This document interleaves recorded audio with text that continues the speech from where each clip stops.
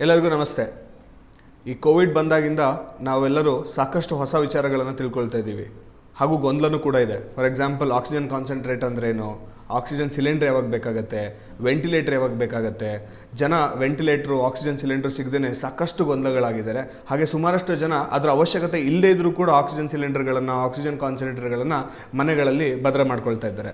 ಈ ವಿಡಿಯೋದ ಇಂಟೆನ್ಷನ್ನು ಯಾವಾಗ ನಮಗೆ ಇದೆಲ್ಲದ್ರ ಅವಶ್ಯಕತೆ ಬೇಕಾಗುತ್ತೆ ಹಾಗೂ ಇದನ್ನು ಯಾವಾಗ ಯೂಸ್ ಮಾಡಬೇಕು ಅನ್ನೋ ಒಂದು ಪ್ರಯತ್ನ. ಮೊದಲನೇದಾಗಿ ನಿಮ್ಮೆಲ್ಲರ ಮೈಂಡಿಗೆ ಬರ್ಬೋದು, ನೀವು ಡಾಕ್ಟ್ರಾ ಅಂತ.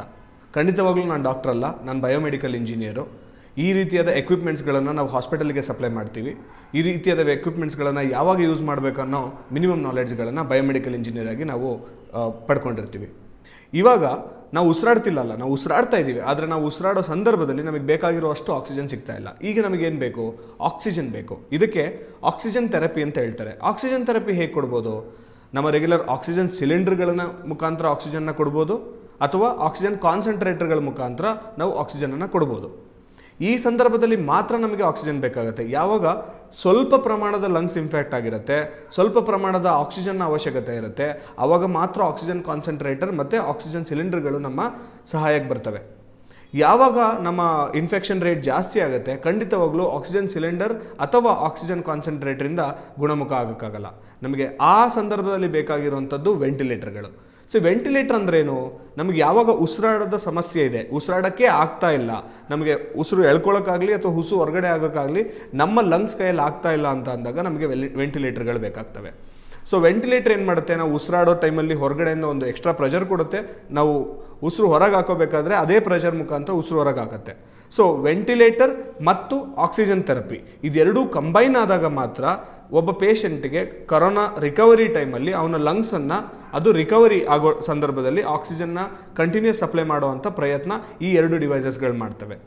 ಸೊ ಕೊನೆಯದಾಗಿ ಎಲ್ಲರ ಮೈಂಡಲ್ಲಿ ಇರೋವಂಥ ದೊಡ್ಡ ಕನ್ಫ್ಯೂಷನ್ ಏನಂತ ಅಂತಂದರೆ, ಸೊ ಈ ಎಲ್ಲ ಎಕ್ವಿಪ್ಮೆಂಟ್ಸ್ಗಳನ್ನು ನಾವು ಯೂಸ್ ಮಾಡಿದ ಮೇಲೆ ಸೊ ಇದನ್ನು ಇನ್ನೊಂದು ಪೇಷಂಟಿಗೆ ನಾವು ಹೇಗೆ ಯೂಸ್ ಮಾಡ್ಬೋದು ಅಂತ ಸಾಕಷ್ಟು ಜನಕ್ಕೆ ಕನ್ಫ್ಯೂಷನ್ ಇದೆ. ಇದೇ ಪೇಷಂಟ್ನ ಇನ್ನೊಬ್ರಿಗೆ ಯೂಸ್ ಮಾಡ್ಬೋದಾ ಅಂತ.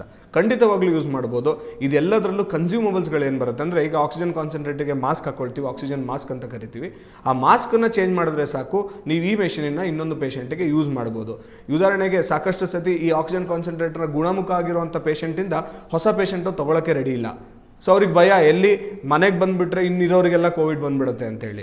ಸೊ ದಯವಿಟ್ಟು ಆ ಥರದ್ದೇನಿಲ್ಲ. ಕನ್ಸ್ಯೂಮಬಲ್ಸ್ಗಳನ್ನು ಚೇಂಜ್ ಮಾಡಿ ಈ ಎಲ್ಲ ಮೆಷಿನ್ಸ್ಗಳನ್ನು ಒಂದೊಂದು ಪೇಷಂಟಿನ ಇನ್ನೊಂದು ಪೇಷಂಟಿಗೆ ರೀಯೂಸ್ ಮಾಡ್ಬೋದು.